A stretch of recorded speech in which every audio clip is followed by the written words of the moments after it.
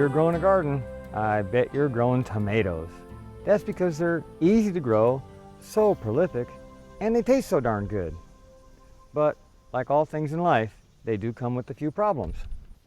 Diseases like tomatoes almost as much as we do. Luckily, diseases by their very nature can be prevented. First and foremost, keep the soil loose and fluffy by adding generous amounts of compost and organic matter. The soil under the plants should never get hard. The second important consideration is spacing. We want to keep our tomatoes far enough apart so that if a disease hits one tomato, it just doesn't rapidly run down the row.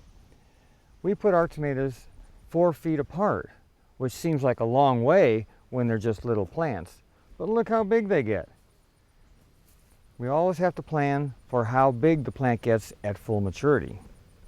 Problems in tomatoes arise when the tomatoes are sprawling on the ground.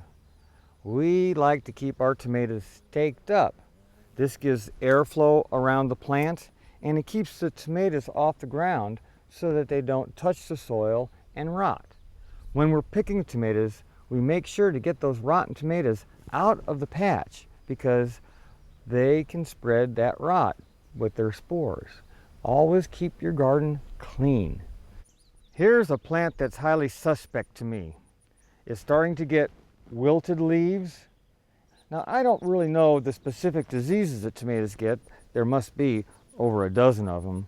But I can tell that this plant is unhealthy.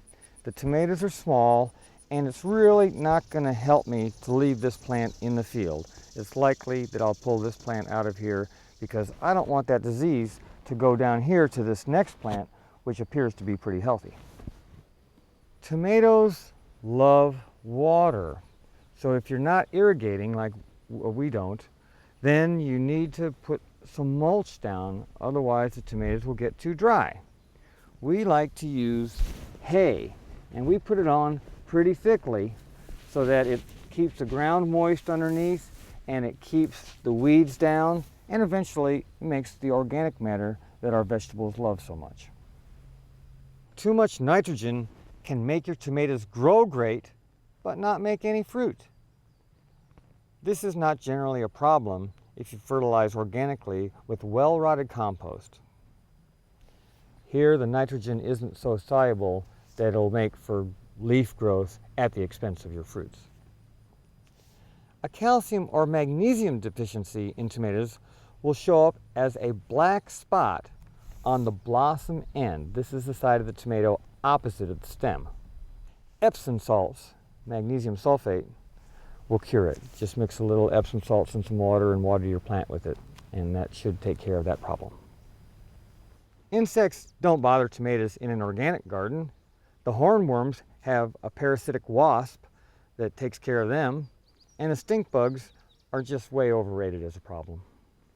It's a good idea to plant disease-resistant varieties. On the seed packet or in a seed catalog, there are letters that follow the name, and these refer to the diseases that that variety is resistant to. Summer squash are another easy to grow crop, but of course they come with their attendant problems too. The insects that bother squash are 3. There's a squash bug, a squash beetle, and a squash borer. So we're going to talk about all 3. The squash bug is the one that lays the brown eggs. You'll see them on the undersides of the leaves. And these are inch-long bugs that smell really badly when you squish them. They lay bronze eggs, oftentimes on the underside of the leaf. Because of our biodynamic practices, we generally don't have a lot of insect problems here. But in a small garden, if you have squash bug problems, lay a board down on top of the soil.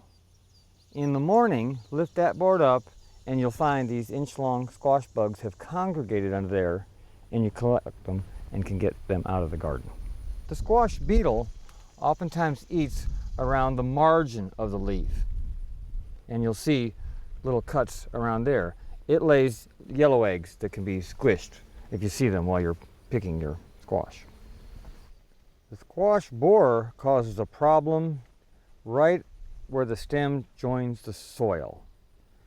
It is a larva of a pretty red and black moth. If you know what they look like, you can swat those with a badminton racket and save yourself a lot of problems.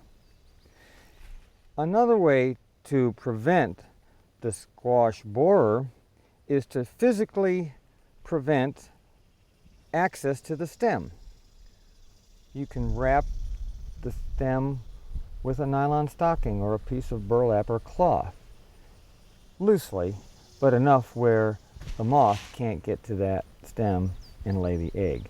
You only have to do this for 4 or 5 inches above the soil surface, because that's where the moth lays the egg. Another problem with squash is that after 6 weeks or so of harvesting, the plants start to peter out. They get diseases and they just start looking weaker. I cure this problem with a bush hog, and I just mow the whole patch down because I do successive planting. And right now we have these squashes bearing, but in another spot we have small squashes that are just coming out of the ground, which will start bearing about the time this patch peters out. Squash really are easy to grow.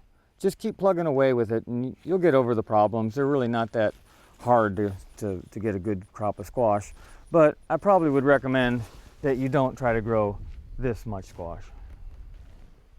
Cucumbers have a couple of beetles that bother them. One is a spotted cucumber beetle, and the other one is the striped cucumber beetle. They're small and they move real fast through the garden. They do their damage by sucking on the plants and then moving to another plant and spreading diseases. Again, compost comes to the rescue.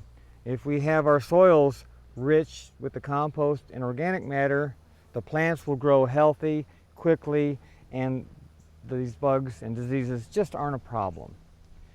Cucumbers don't mind a little bit of shade.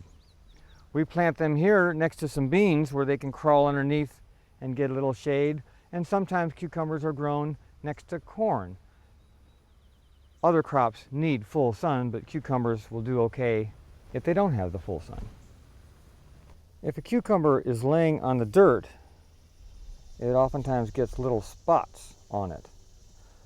So a hay mulch underneath will prevent that. Sometimes cucumbers are grown on a trellis.